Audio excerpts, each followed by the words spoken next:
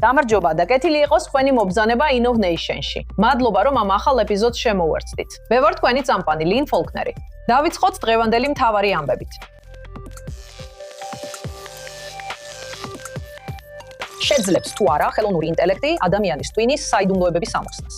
ერთ-ერთი ისრაელის სტარტაპი აცხადებს, რომ 15 წუთიანი სკანირება შეიძლება რადიკალურად შეცვალოს ისეთი მდგომარეობების დიაგნოსტიკა, როგორიცაა პოსტტრაუმული სტრესული აშლილობა, დეპრესია და ალცჰაიმერის დაავადება. ისრაელი გლობალურ ტექნოლოგიურ ლიდერად იქცა, მაგრამ ხელოვნური ინტელექტის რევოლუცია მის მომავალს გამოცდის წინაშე აყენებს. რადგან ტალანტი ქვეყნიდან გადის და კომპანიები უცხოეთში უყურებიან, შეუძლია თუ არა სტარტაპების ქვეყანას შეინარჩუნოს თავისი უპირატესობა. და რა არის ეს ხმა?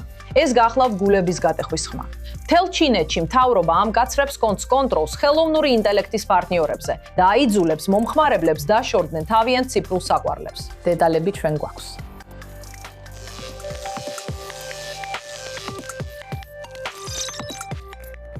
ეხლა ჩვეულებრივ ექიმებს შეუძლიათ გაზომონ თქვენი გული, ფილტვები, თუნდაც სისხლის ქიმია. მაგრამ როცა საქმე ტვინს ეხება, ბევრი მდგომარეობა, როგორიცაა დეპრესია, PTSD ან ალცჰაიმერი, ჯერ კიდევ ძირითადად დაკვირვებითა და კითხვარებით დიაგნოსტირდება. ისრაელის სტარტაპი ამბობს, რომ 6 წლიანი ფარული მუშაობის შემდეგ ამას ცვლის. ჰემისფერიკმა წარადგინა ხელოვნური ინტელექტის მოდელი, რომელიც ამტკიცებს, რომ შეუძლია ტვინის აქტივობის გაშიფრა მარტივი 15 წუთიანი არაინვაზიური სკანირებით. დამატებითი ინფორმაციისთვის ეხლა ჩემთან ერთად არიან თანადამფუძნებლები, გენერალური დირექტორი ჰაგაი ლალაზარი და ტექნოლოგიური დირექტორი გიდი გილეცვინი. დიდი მადლობა ორივეს, რომ დღეს ჩემთან ერთად ხართ. მაშ ჰაგაი, მოდი შენიც დავიწყოთ, ყოველთვის ვიწყებთ პრეზენტაციით. შეგიძლია გითხრა, რაზეა შენი სტარტაპი?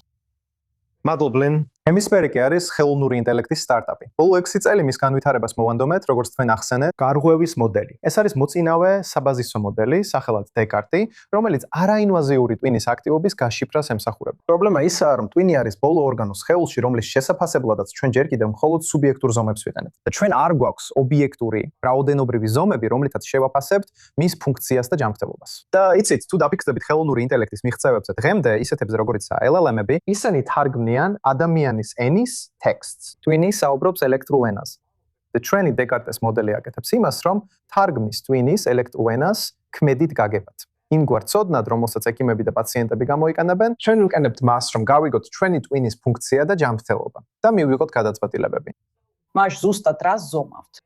ჩვენ ვიყენებთ EEG-ს, ეს არის სენსორი, რომელსაც ვიყენებთ.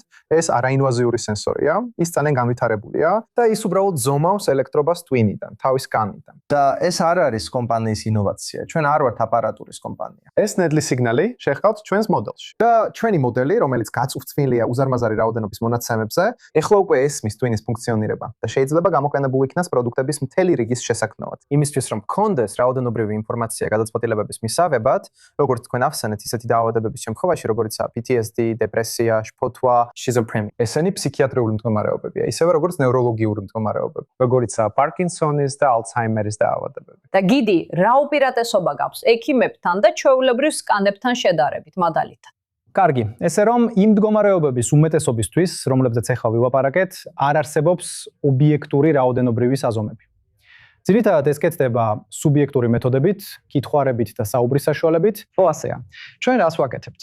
ვშიფრავთ ტვინის აქტივობას ჩვენი მოდელების გამოყენებით, რათა მივიღოთ რაოდენობრივი საზომები. და ჩვენი ყველაზე დიდი უპირატესობა არის მონაცემები. დღის ბოლოს ჩვენ შევქმნით ეს მოდელი, დეკარტე, რომელიც 6 მილიარდი პარამეტრის მქონე მისქონე მოდელია. ჩვენ შევაგროვეთ მონაცემები ლაბორატორიული ქსელიდან, ლაბორატორიის ქსელიდან, რომელიც ჩვენ დავაფუძნეთ აზიაში, შეერთებულ შტატებში და ისრაელშიც. და ამ ლაბორატორიების გამოყენებით ჩვენ შევაგროვეთ მონაცემები 100,000-ზე მეტი ადამიანისგან, დღემდე 250,000 საათის ტვინის აქტივობის მონაცემები. და ეს არის ჩვენი მოდელის საფუძველი. ასევე მესმის, რომ თქვენ ცდილობთ FDA-ის დამტკიცების მიღებას. უკვე არის რაიმე სიახლე ამასთან დაკავშირებით? დიახ, ჩვენ რეალურად შევხვდით CDRH-ის ხელმძღვანელებს. ეს არის FDA-ის სამედიცინო მოწყობილობების განყოფილება. ჩვენ პირადად შევხვდით მათ, ჩავატარეთ ცოცხალი დემონსტრაცია და წარვადგინეთ ჩვენი ტექნოლოგია. ეხლა მათთან ოფიციალური წერილობითი კომუნიკაცია გვაქვს და ვემზადებით, რომ მომავალ წელს ჩვენი პირველი პროდუქტი წარვადგინოთ. მნიშვნელოვანია აღვნიშნოთ, რომ ესენი სადამკვირვებლო პროდუქტებია. ისინი ადამიანის ხელში ჩარევას არ ახდენენ. ამას მეორე კლასს უწოდებენ. და ეს არის პროგრამული უზრუნველყოფა ან ხელოვნური ინტელექტი, როგორც სამედიცინო მოწყობილობა. ასე რომ ეს არ არის ის ტიპის რეგულაციური პროცესი, რაც საჭიროა მაგალითად თუ თქვენ ავითარებთ წამალს ან ქირურგიულ ჩარევას, რომელიც რეალურად მოქმედებს სხეულზე. ეს უბრალოდ ზომავს სხეულს და ვერანაირად ვერ ავნებს მას. მაგრამ ნება მომეცით კითხოთ, რადგან შესაძლოა, როცა ეს პროცესი უფრო წიწავა და ტვინის სკანირება შეიძლება გახდეს ისეთივე ჩვეულებრივი, როგორც სისხლის ანალიზი, ხომ ასეა? ამაში საფრთხეც არის, რადგან შეიძლება გამოიყენო და ზუსტად გაიგო რა გავს, მაშინ როცა მანამდე არც კი იცოდი, რომ რამე თქონდა. თუ უსაფრთხოების ასპექტს გულისხმობთ, იცით, ჩვენი კომპანია იცავს კიბერუსაფრთხოების უმაღლეს სტანდარტებს. და ჩვენ ტვინის მონაცემებს ვექცევით ისე, როგორც საჭიროა, ანუ როგორც ძალიან პირად ინფორმაციას, ყველაფერი ანონიმიზებულია. ასე რომ ამ მხრივ ის ძალიან უსაფრთხოა. და ბოლო კითხვა, მაგრამ თავად ჩაფხუთი. ფიქრობთ, რომ ოდესმე მისი გამოყენება მენტალური მდგომარეობების ფარგლებს გასცდება? ფიქრობთ, რომ თქვენი ტექნოლოგიით კიდევ რაიმე შეიძლება განვითარდეს? დიახ, რაც ჩვენ ვაკეთებთ, საბოლოო ჯამში ჩვენ ღრმა სწავლისა და ხელოვნური ინტელექტის კომპანია ვართ. და რასაც ვაკეთებთ და ვცდილობთ, არის ტვინის აქტივობის გაშიფრა ზოგადად, არა კონკრეტული გამოყენებისთვის. პირველი, რასაც ვეკიდებით, არის ტვინის ჯანმრთელობა. რადგან გვჯერა, რომ ახლა ეს არის ყველაზე მნიშვნელოვანი საკითხი. მაგრამ ჩვენ გვაქვს სხვა შესაძლებლობებიც, რომლებიც ჯერ არ გაგვიხსნია და ვგეგმავთ, რომ ისინი გამოვაჩინოთ, როცა უფრო გამვითარდება. თქვენ ახლახან მოიპოვეთ 52 მილიონი დოლარის დაფინანსება. გილოცავთ და მადლობა, რომ დღეს ჩემთან ერთად იყავით. გენერალური დირექტორი ჰაგაი ლალაზარი და ტექნიკური დირექტორი გიდი გილეცვინი, დიდი მადლობა, რომ ჩემთან იყავით. მადლობა ვენ. უკვე 10 წლეულებია ისრაელის მაღალ ტექნოლოგიური სექტორი ქვეყნის ეკონომიკის მამოძრავებელი ძრავია, მაგრამ დღეს ეს ძრავი წნეხის ქვეშაა. ხელოვნური ინტელექტი სამუშაოებს ცვლის. კომპანიები საზღვარგარეთ ფართოვდებიან და ისრაელის სამკვანი ტექნოლოგიური კადრების სულ უფრო მეტი ნაწილი ტოვებს ქვეყანას, რაც იტყვებს აჩენს ქვეყნის უდიდესი კონკურენტული უპირატესობის მომავალთან დაკავშირებით. ბიანკა ზანინი მოგვითხრობს ამ ამბავს. 10 წლეულების განმავლობაში ისრაელის მაღალ ტექნოლოგიური სექტორი ქვეყნის ეკონომიკას ამოძრავებდა. დღეს ისრაელის მთლიანი შიდა პროდუქტის თითქმის მე-5-ს ქმნის და ექსპორტის თითქმის 60%-ს. და მხოლოდ გასულ წელს ის ქვეყნის ეკონომიკური ზრდის დაახლოებით 9-ვარზე იყო პასუხისმგებელი. მაგრამ ამ მთავარი მაჩვენებლების მიღმა ბზარები იწყებს გამოჩენას და ინდუსტრიის ლიდერები აფრთხილებენ, რომ ქვეყნის ყველაზე დიდი კონკურენტული უპირატესობა, მისი ხალხი, ნელ-ნელა იკარგება. მაღალ ტექნოლოგიური სექტორი ისრაელის ეკონომიკის ლოკომოტივია. ახლო მომავალში ისრაელის ეკონომიკა გადარჩება, რადგან ეს ფენომენი არსებობს, მაგრამ ეს დრამატული არ არის. გრძელვადიან პერსპექტივაში ეს დამანგრეველი იქნება. ამ საფრთხის მნიშვნელობას ვერ გადავაჭარბებ.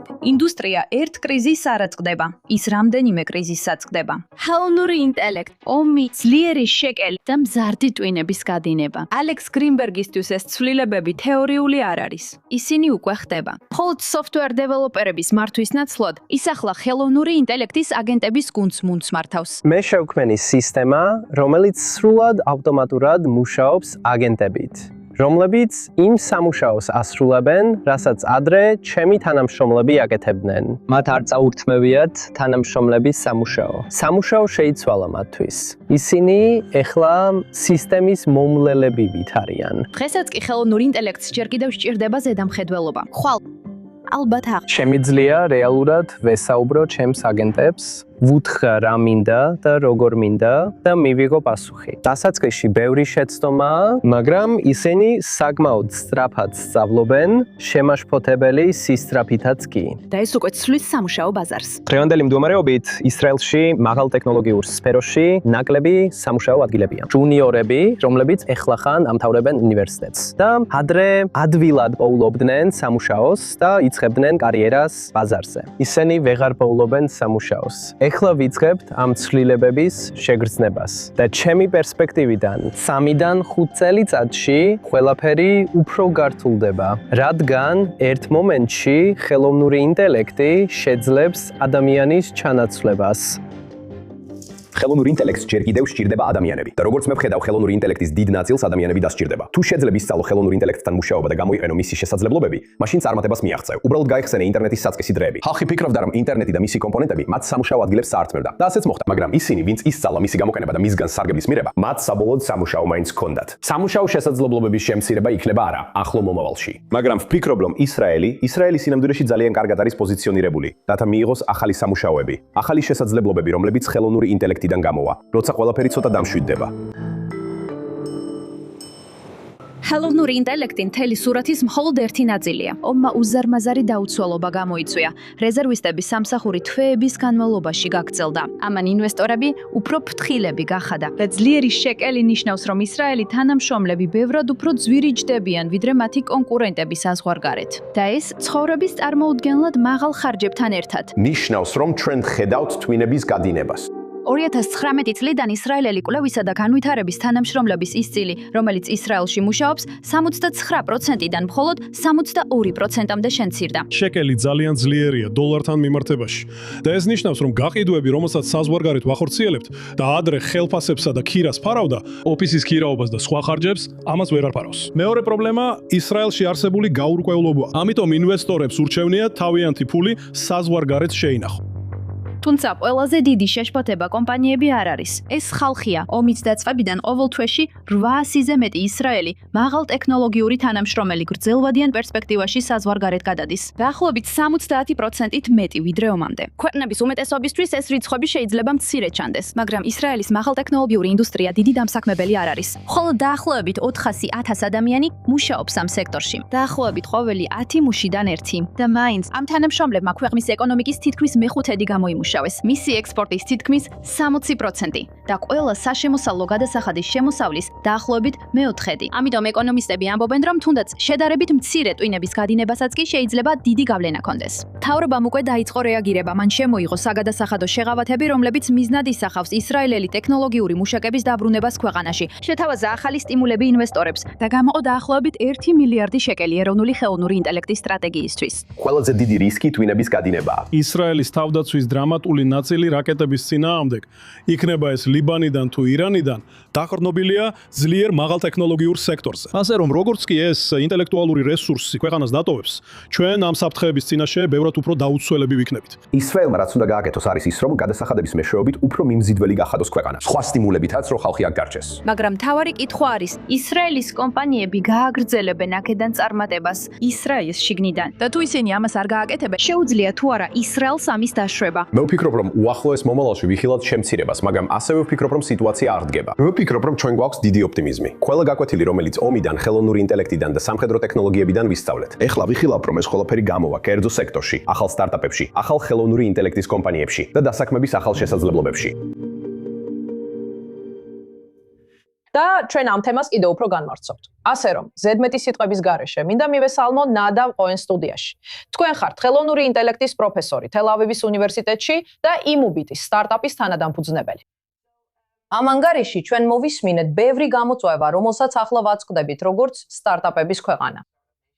თქვენი აზრით რა არის ყველაზე დიდი გამოწვევა? მე ვფიქრობ, რომ ჩვენ ნამდვილად ვაწყდებით სხვადასხვა ტიპის გამოწვევებს. ზოგიერთი მათგანი გლობალურია, ზოგიერთი მათგანი შიდაა. მე ვფიქრობ, რომ გლობალური გამოწვევები თავისთავად ძალიან მნიშვნელოვანია და შიდა გამოწვევები, რომლებსაც ვაწყდებით, გეოპოლიტიკური და ასევე ვალუტის. ამასაც დავუმატეთ. თუმცა მე მაინც ვფიქრობ, რომ შეგვიძლია გამოვიყენოთ ის რესურსები, რაც გვაქვს ისრაელის ტექნოლოგიურ ეკოსისტემაში და გავხდეთ ლიდერები იმ სფეროებში, სადაც ამჟამად არ ვართ. და ეს ნამდვილად დაგვეხმარება ამ გამოწვევებთან გამკავებაში. რომელ სფეროებზე საუბრობთ?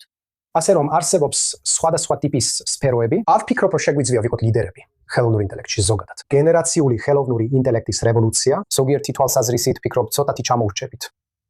ისრაელი ადრე ბევრად უფრო წინ იყო ხელოვნურ ინტელექტში სხვა ქვეყნებთან შედარებით, ეხლა კი აშკარად ჩამოვრჩებით როგორც აშშ-სა და ჩინეთს, ასევე სხვა ქვეყნებსაც. ვფიქრობ, ხელოვნური ინტელექტის ზოგიერთ ასპექტში რევოლუცია ჯერ არ მოხდარა. და სწორედ აქ შეგვიძლია ნამდვილად ვიყოთ ლიდერები. და ერთ-ერთი მთავარი მაგალითი, რომელიც პირადად მე ძალიან მაინტერესებს, არის ფიზიკური ხელოვნური ინტელექტი.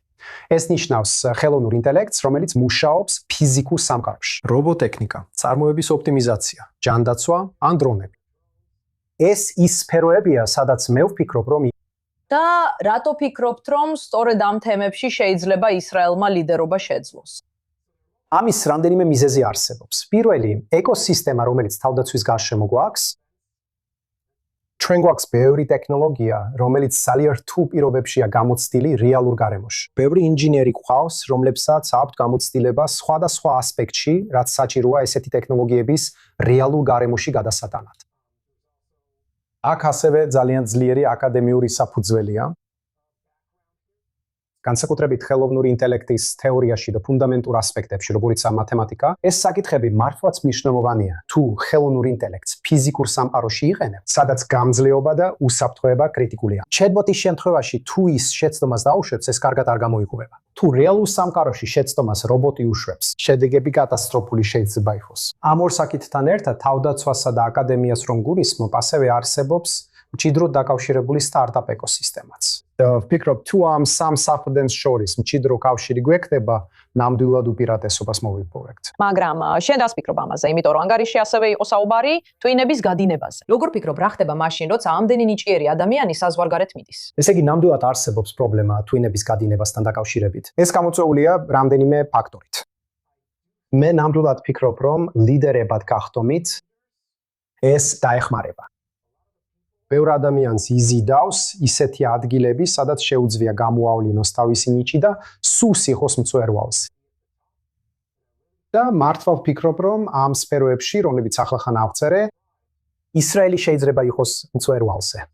ზოგი ადამიანი მაინც ამჯობინებს დარჩენას, განსაკუთრებით იმის გამო, რომ ამ სფეროებში შეიძლება კიბერუსაფრთხოებისგან განსხვავებით, სადაც ადამიანებს შეუძლიათ, იცით, დატოვონ ისრაელის თავდაცვის ძალები AD200-ში, ან სხვა დანაყოფებში მსახურების შემდეგ დაარსონ სტარტაპები და გახდნენ მსოფლიოს ნომერ პირველი ექსპერტები. ამ ხელოვნური ინტელექტის სფეროებში და განსაკუთრებით ფიზიკური ხელოვნური ინტელექტის მიმართულებით, აკადემიური საფუძველი კრიტიკულად მნიშვნელოვანია და ნამდვილად გჭირდებათ ეს მომზადება, ათწლეულების განმავლობაში მიმდინარე მომზადება. ამიტომ აკადემიური სფერო ეს არის მთავარი მამოძრავებელი ძალა, რაზეც უნდა დავექმნათ. თქვენ როგორ ფიქრობთ, რადგანაც ახლახან ახსენეთ, რომ თითქოს ამერიკასა და ჩინეთს შორის კონკურენციაში ვართ. ამ ეტაპზე ისინი ლიდერობენ. მაგრამ რას ფიქრობთ მაშინ ისეთ ქვეყნებზე, როგორიცაა ინდოეთი ან აღმოსავლეთ ევროპა? იქიდან ტექნოლოგიების სპეციალისტები უფრო იაფი ღირს, ზოგჯერ უფრო მეტი ცოდნაც აქვთ. რას ფიქრობთ მათთან კონკურენციაზე?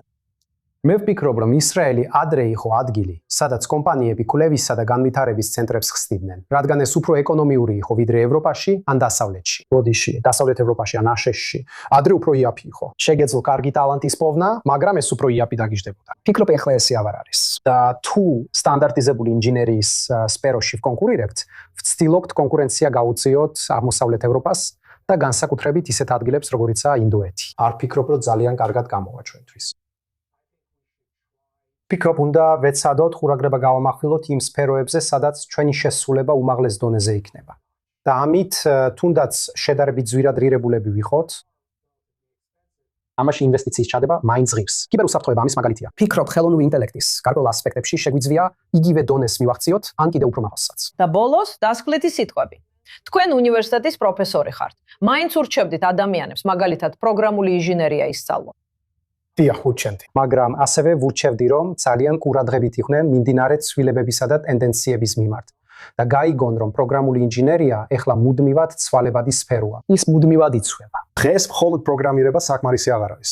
ამ ხელოვნური ინტელექტის მოდელებს ეს შესანიშნავად შეუძლიათ. უნდა კონცენტრირდე იმ კონკრეტულ სფეროებზე, სადაც ნამდვილად შეგიძლია უპირატესობა გქონდეს და ექსპერტი იყო. ფიზიკური ხელოვნური ინტელექტი ერთ-ერთი მაგალითია, სხვა მაგალითებიც არსებობს. ესე რომ, დიახ, მე გივრჩევდი, მაგრამ ძალიან ფრთხილად უნდა იყო იმასთან, რაც ხდება და მართლა უნდა იპოვო ის ადგილები, სადაც შეგიძლია გამოიჩინო თავი. ნადავ კოხენი, ხელოვნური ინტელექტის პროფესორი, თელ-ავივის უნივერსიტეტიდან და იმუბიდის თანადამფუძნებელი. დიდი მადლობა, რომ ჩვენთან იყავით. მადლობთ.